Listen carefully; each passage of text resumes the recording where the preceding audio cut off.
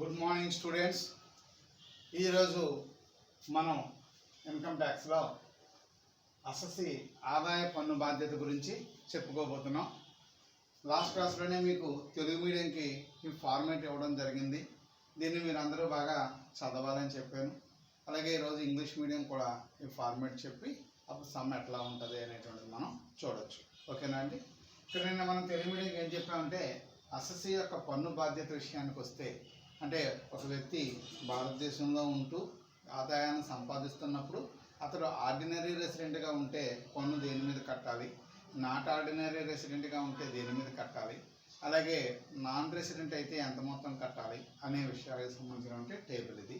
ఏమండి, ఇందులో వివరాలు పన్ను విధించవచ్చునా లేదా అనే విషయం, అది ఆర్డినరీకి అయితే, నాట్ ఆర్డినరీకి అయితే, నాన్ రెసిడెంట్కి అయితే. ముందుగా ఇక్కడ ఫస్ట్ పాయింట్ ఏం చెప్పామంటే భారతదేశంలో కానీ భారతదేశం వెలుపల కానీ సంపాదించాము. గుర్తుపెట్టుకోండి, ఆదాయం మనకి ఇండియాలో వచ్చింది, ఏ బెంగళూరులోనో హైదరాబాద్లోనో ఉద్యోగం చేయడం వల్ల మనకి ఇన్కమ్ వచ్చిందండి. అయితే అది భారతదేశంలోనే మనకి అందింది. అంటే హైదరాబాద్లో ఇన్కమ్ సంపాదించాం, హైదరాబాద్లోనే ఎవరికైతే సర్వీస్ చేసామో లేదా ఎవరికైతే వస్తువులకు అమ్మామో వాళ్ళ నుంచి మనం హైదరాబాద్లోనే సొమ్ము మొత్తాన్ని తీసుకున్నాం. అంటే అప్పుడు దాన్ని ఏమని ఫీల్ అవుతామంటే మనం ఇండియాలో సంపాదించి ఇండియాలోనే తీసుకున్నట్టు అనమాట. భారతదేశంలో కానీ లేదా దేశం వెలుపల, ఉదాహరణకి మనం పాకిస్తాన్ వెళ్ళి ఏదైనా ఒక సర్వీస్ చేసి వచ్చాం, దాని మొత్తం ఆదాయాన్ని మనం స్వీకరించాం. అయితే స్వీకరించడం అనేది ఎలా జరగాలి అంటే భారతదేశంలో కానీ భారతదేశం వెలుపల కానీ బయట కానీ ఎక్కడ సంపాదించినా దాని తాలూకా డబ్బు మాత్రం భారత్లో తీసుకున్నట్టయితే, అంటే ఆ అమౌంట్ మన ఇండియన్ అకౌంట్కి వచ్చి జమ అయింది అనుకోండి, అంటే ఇండియాలోనే దాన్ని మనం బ్యాంకు నుంచి తీసుకున్నాం అనుకోండి, అప్పుడు అది ఇండియాలో స్వీకరించినట్టుగా లెక్క అనమాట. అంటే భారతదేశంలో కానీ బయట కానీ ఎక్కడ సంపాదించినా అది ఇండియాలో మన చేతికి వస్తే దాని మీద ఆర్డినరీ రెసిడెంట్ కానీ, నాట్ ఆర్డినరీ రెసిడెంట్ కానీ, నాన్ రెసిడెంట్ కానీ ఎవరైనా పన్ను కట్టాలి. ఎస్ అంటే అర్థం ఏంటంటే ఇతనైనా కట్టాలి, ఇతనైనా కట్టాలి, ఇతనైనా కట్టాలి. బాగా అర్థమైందే లేదా? ఒక్క పాయింట్ కొంచెం అర్థమైతే మిగతా పాయింట్ మీకు ఒక అవగాహన రావడానికి అవకాశం ఉంటుంది. ఏంటంటే ఫస్ట్ పాయింట్, భారతదేశంలో కానీ భారతదేశం వెలుపల కానీ సంపాదించి భారతదేశంలో స్వీకరించిన ఆదాయం అంటే దాని మీద ముగ్గురు కూడా పన్నుని చెల్లించాలి. Ordinary, not ordinary, non resident ఎవరైనా పన్ను పే చేయాలి. రెండో పాయింట్ ఏంటి, భారతదేశంలో స్వీకరించినట్టుగా భావించబడిన ఆదాయము భారత వెలుపల ఆర్జించి, అంటే ఇది ఆర్జించడం ఎక్కడ జరిగిందండి అంటే భారతదేశంలో స్వీకరించాం, అంటే రావడం ఇక్కడ వచ్చినట్టుగా మనం అనుకుంటున్నాం, కానీ ఇది సంపాదించింది ఎక్కడండి అంటే ఇతర దేశంలో మనం ఆర్జించాం. అంటే ఎక్కడో అమెరికాలో పనిచేసాం, అంటే తర్వాత ఇండియా వచ్చేసిన తర్వాత ఆ అమౌంట్ మనం ఇక్కడికి వచ్చిందండి, ఆ అమౌంట్ ఇక్కడ అకౌంట్కి వచ్చింది. భారతదేశంలో స్వీకరించినట్టుగా భావిస్తున్నాం ఆదాయం, అది ఎక్కడ సంపాదించాం, భారతదేశం లోపల కానీ బయట కానీ ఎక్కడ సంపాదించినా అది ఇండియాలోనే వచ్చినట్టయితే అప్పుడు పన్ను ఎవరు కట్టాలి అంటే ముగ్గురు కూడా కట్టాలి. Ordinary resident, not ordinary resident, non resident. Ordinary, not ordinary, non resident ముగ్గురు కూడా దాని మీద పన్నుని చెల్లించాలి. మూడో పాయింట్ ఏంటంటే భారత్లో ఆర్జించి భారతదేశంలో కానీ మరి ఎక్కడైనా కానీ స్వీకరించినటువంటి ఆదాయం, అంటే సంపాదించడం ఎక్కడ సంపాదించాం అంటే హైదరాబాద్లో వర్క్ చేసాం, కానీ తర్వాత మనం ఏం చేసామండి అంటే అమెరికా వెళ్ళిపోయాం ఉద్యోగరీత్యా. అప్పుడు ఆదాయం మనం ఏమవుతుంది, భారత్లో ఆర్జించాం, కానీ అది ఎక్కడ స్వీకరించినా సరే, అమెరికాలో స్వీకరించినా సరే, అంటే భారత్లో చేసిన సేవలకి వచ్చినంత ఆదాయం కాబట్టి దీని మీద పన్ను ముగ్గురు కట్టాలి. అంటే ordinary, not ordinary, non resident కూడా కట్టాలి. ఎస్ఎస్సి. 4, భారతదేశంలో ప్రాప్తించినట్లుగాను అది ఉత్పన్నమైనట్లుగాను భావించినటువంటి ఆదాయము. అంటే ప్రాప్తించడము, ఉత్పన్నం అవడము అనే పదాలు ఏంటండి అంటే, ఇప్పుడు ఉదాహరణకి ఏదైనా షేర్లు ఉన్నాయనుకోండి, ఆ షేర్ల మీద కంపెనీ వారు డివిడెండ్ అనౌన్స్ చేశారనుకోండి, అంటే అది మనకి వచ్చినట్టు లెక్క. ఏమండి, కానీ ఆ డివిడెండ్ వచ్చే నెలలో మన అకౌంట్లో వేసారనుకోండి, అది అప్పుడు మనకు ఉత్పన్నమైనట్టుగా లెక్క అనమాట. క్రియేట్ చేయబడుతుంది, క్రెడిట్ చేయబడుతుంది అనేటువంటి పదాలు అనమాట. భారత్లో ప్రాప్తించినట్లుగా లేదా ఉత్పన్నమైనట్లుగా భావించిన ఆదాయం భారత్లో కానీ భారత్ వెలుపల కానీ స్వీకరిస్తే, అది ఇండియాలో స్వీకరించినా ఇండియా బయట స్వీకరించినా సరే దాని మీద కూడా ముగ్గురు కూడా పేమెంట్ కట్టాలి. ట్యాక్స్ కట్టాలి. ఆర్డినరీ రెసిడెంట్ కట్టాలి, నాట్ ఆర్డినరీ రెసిడెంట్ కట్టాలి, నాన్ రెసిడెంట్ కూడా కట్టాలి. ఇక 5వ పాయింట్, భారతదేశం నుంచి నియంత్రించబడుతున్న వ్యాపారం లేదా వృత్తి నుంచి భారతదేశం వెలుపల ఆర్జించిన స్వీకరించిన మొత్తం ఏదైనా ఉంటే, అంటే ఇండియన్ కంపెనీ చేత కంట్రోల్ చేయబడతా ఉంది. అంటే నియంత్రణ ఎక్కడ జరుగుతుందని అంటే భారత్ నుంచే జరుగుతుంది. ఇండియా నుంచే దాని హెడ్ ఆఫీస్ అది ఇక్కడే ఉండి ఇక్కడే కనుక జరుగుతూ ఉన్నట్టయితే దాని మీద కనుక మనకి ఆదాయం వచ్చినట్టయితే ఆ ఆదాయం మీద ordinary resident, not ordinary resident కట్టాలి ట్యాక్స్.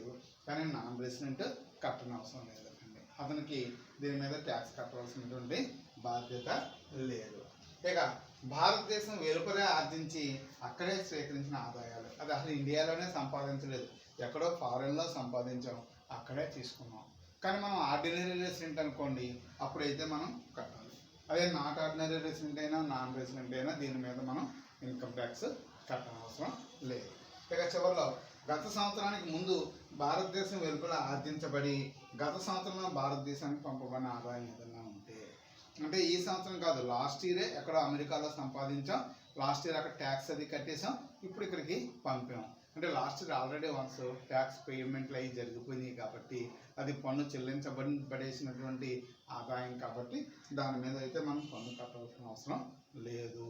ఇవే పాయింట్లు కొంచెం అటు ఇటు తిప్పి ఒక్కోసారి ఎగ్జామ్స్లో కనుక ఇచ్చినట్టయితే ఒక 5 ఎన్నో అమౌంట్లు ఇస్తాడు, అవి ఏటికి పన్నులోకి వస్తాయో ఏ పన్నులోకి రావో మనం చెప్పాలి అని చెప్పేసి అనమాట.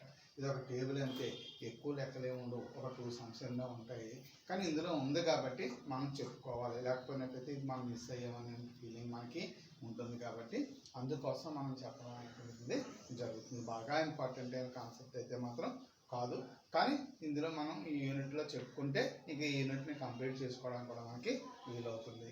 ఒక్కసారి చూడండి, అసెస్సీ యొక్క ఆదాయపు పన్ను బాధ్యతకు సంబంధించిన కాన్సెప్ట్ వివరాలు. పన్నును మనం విధించవచ్చా విధించకూడదా అనే విషయం. Ordinary resident, not ordinary resident, non resident. First point ఏంటండి అంటే భారతదేశంలో కానీ ఆ భారతదేశం వెలుపల కానీ సంపాదించాం, భారత్లో స్వీకరించాం, అప్పుడు పన్ను 3 కట్టాలి. ఇక్కడ అమౌంట్ ఇచ్చారనుకోండి, 10,000 ఇచ్చారనుకోండి, ఈడు 10 కట్టాలి, ఈడు 10 కట్టాలి, ఈడు 10కి కట్టాలి అనమాట.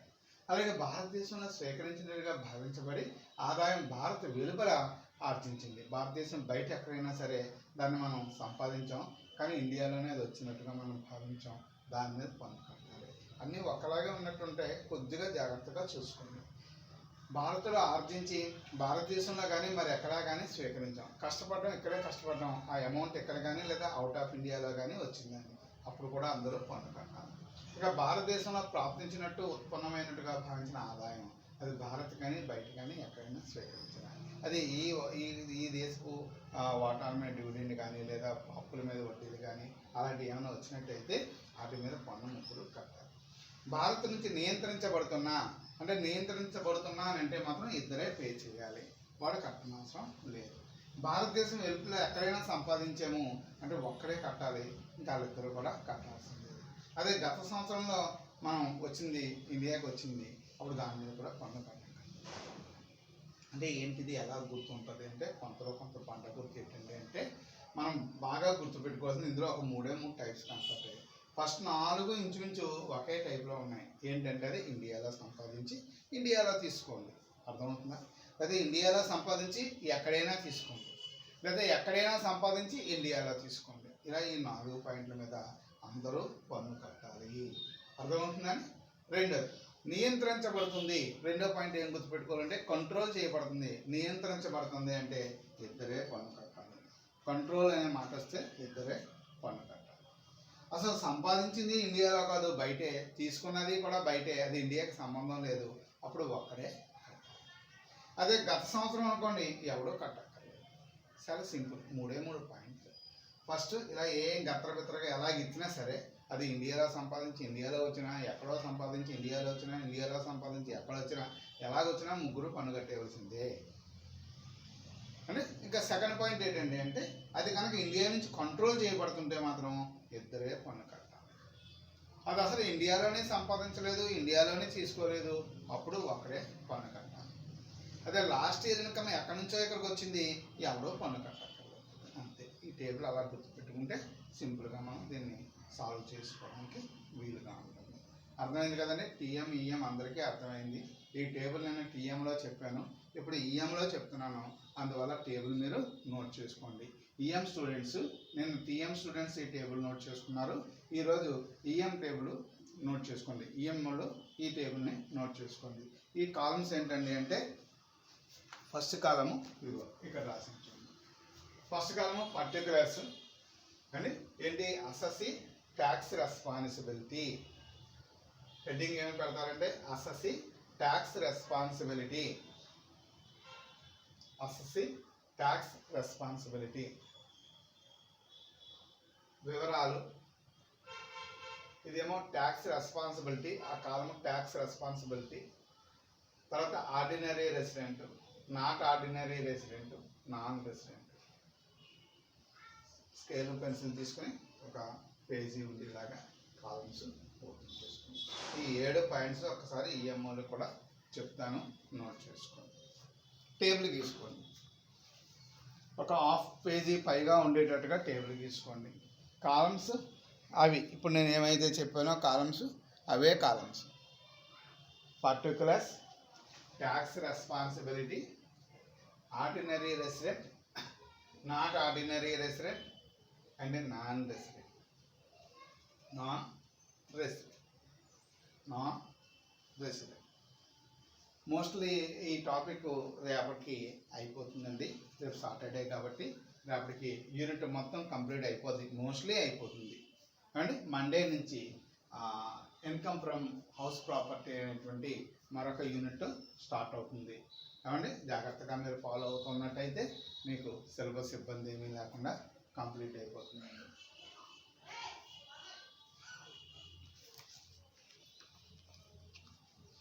ఓకే, టేబుల్ గీసారు English medium students. First point రాసుకోండి, ఫస్ట్ పాయింట్ రాసుకోండి. ఇక్కడ తెలుగు మీడియం రాసుకున్నట్టే ఇక్కడ ఇంగ్లీష్ మీడియంలో ఫస్ట్ పాయింట్ రాసుకోండి. Table particulars, tax responsibility, ordinary resident, not ordinary resident, non resident అనేటువంటి కాలమ్స్ ఓపెన్ చేశారు. ఒకటో పాయింట్ రాసుకుంటున్నారు. First point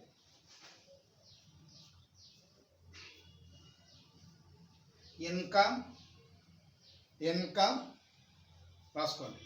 income earning, income earning in India, income earning in India or outside India, outside India,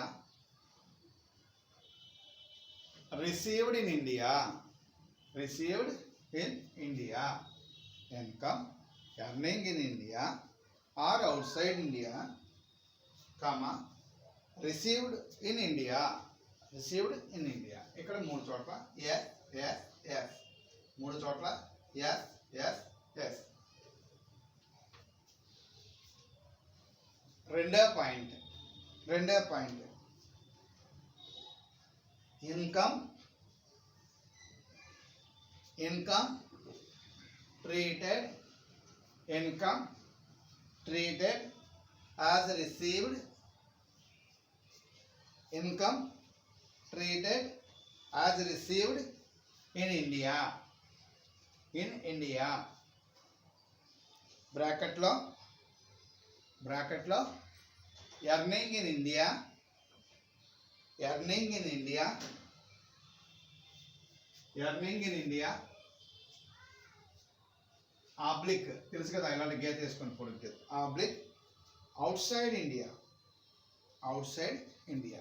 bracket close చేసి 3 చోట్ల yes yes yes, 3 చోట్ల కూడా second point yes yes yes.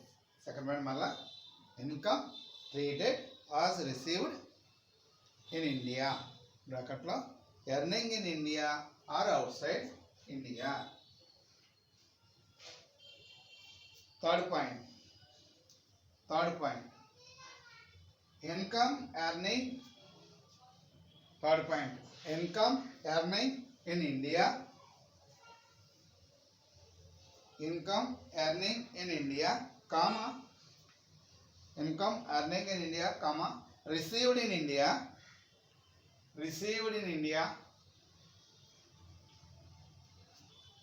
oblique outside India, received in India, oblique outside India,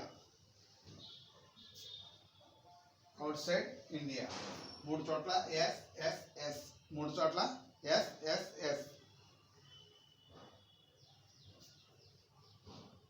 fourth point, income created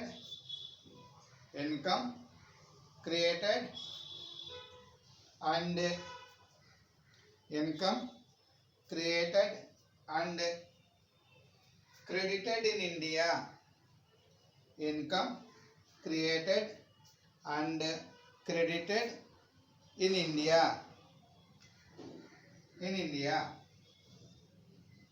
bracket lo received in India, outside India, received in India, outside India. మూడు కాలంలో yes, మూడు చోట్ల yes, మూడు చోట్ల yes. Fifth point,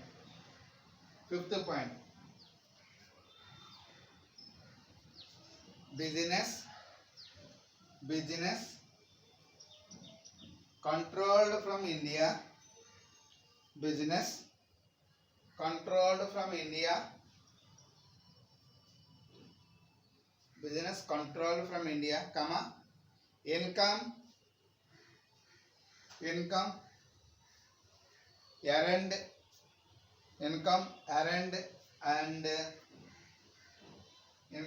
earned and received outside India, ఐదో point కదండి. Yes no.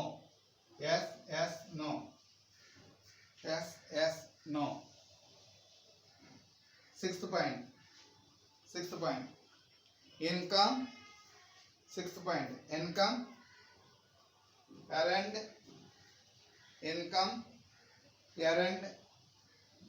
outside India,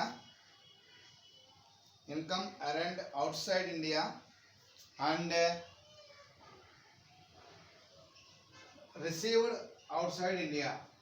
received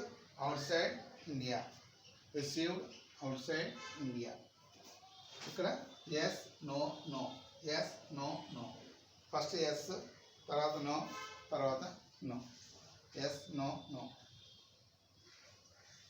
ఏడో point, income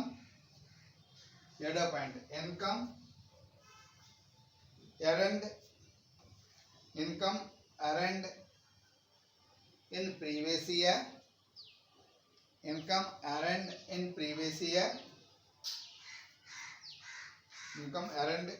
previous year, in outside India,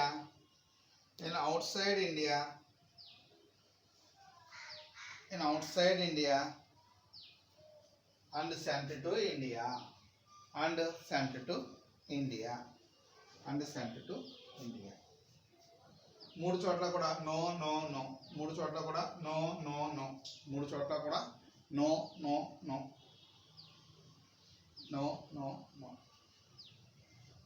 ఈ అడుగుని నోట్ అని పెట్టుకోండి. నోట్ అని పెట్టుకొని yes is equal to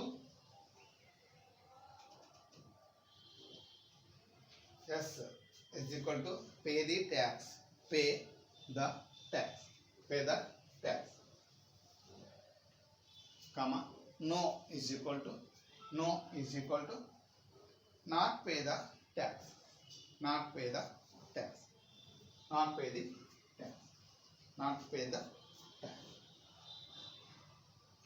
okay, same Telugu medium ఎట్లా అయితే బాగా దీన్ని స్టడీ చేశారో ఈఎం స్టూడెంట్స్ కూడా ఇలానే ఈ స్టేట్మెంట్ని స్టడీ చేయండి. అప్పుడు సమ్ తీసుకొని ఎట్లా మనం ఆన్సర్ చేయాలి అనేది మీకు తెలుస్తుంది. ఏమండి ఇప్పుడు ఈ మోడల్ మీద తెలుగు మీడియం స్టూడెంట్స్ ఒక సమ్ రాసుకుని దాని తర్వాత ఇంగ్లీష్ మీడియం స్టూడెంట్స్ కూడా సమ్ రాసుకుంటే చేయడానికి వీలుగా ఉంటుంది. ముందు తెలుగు మీడియం రాసుకోండి. తెలుగు మీడియం లెక్క రాసుకోండి. 2007 2008 2007 2008 ఆర్థిక సంవత్సరంలో తెలుగు మీడియం రాసుకుంటున్నారు సమ్ము, ఇంగ్లీష్ మీడియం తర్వాత రాసుకుందరు. కానీ 2007 2008 ఆర్థిక సంవత్సరంలో కుమార్ క్రింది ఆదాయాలు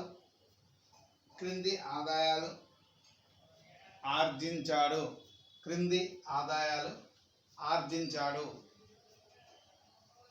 1 by 1 పాయింట్స్. ఒకటో పాయింట్ భారతీయ కంపెనీచే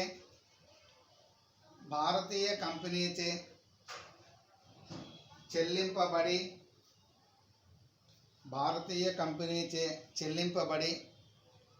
లండన్లో స్వీకరించిన డివిడెండ్లు. 1000 రూపాయలు. రెండో పాయింట్ భారతదేశంలో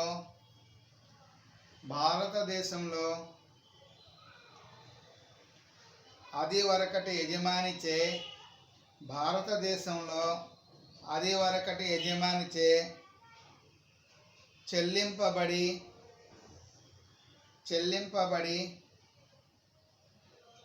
అమెరికాలో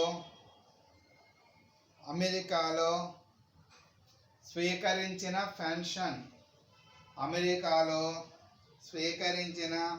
పెన్షన్. 4000. మూడో పాయింట్ భారతదేశం నుండి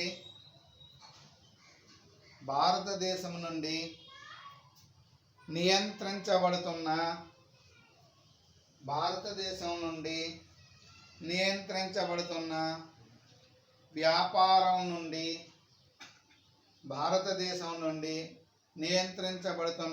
వ్యాపారం నుండి పారిస్లో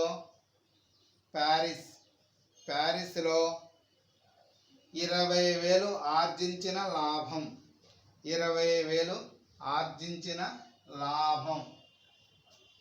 బ్రాకెట్లో ఇందులో సగం భారతదేశంలో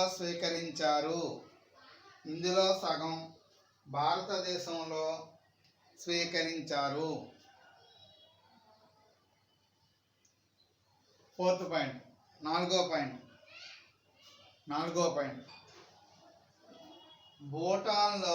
భూటాన్ దేశం పేరు.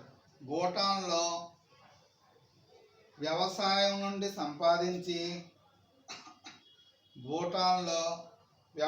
నుండి సంపాదించి భారత్ తీసుకువచ్చిన ఆదాయం. భూటాన్లో వ్యవసాయం నుండి సంపాదించి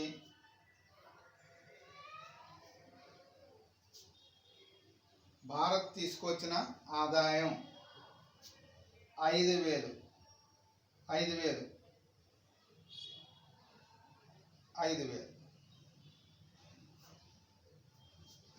ఐదో పాయింట్ ఇంగ్లాండ్లో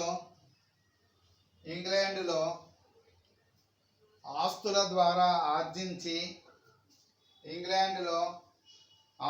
ద్వారా ఆర్జించి అక్కడే స్వీకరించిన ఆదాయం.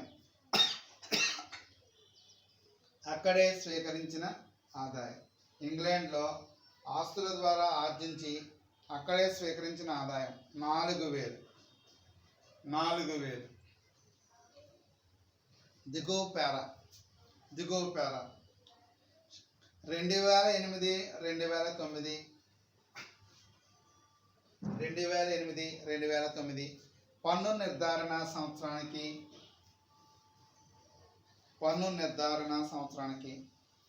కుమార్ మొత్తం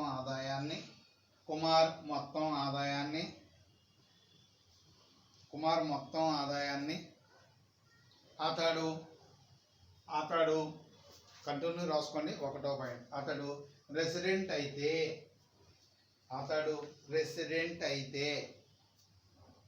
2 అందులోనే అతడు నాట్ ఆర్డినరీ రెసిడెంట్ అయితే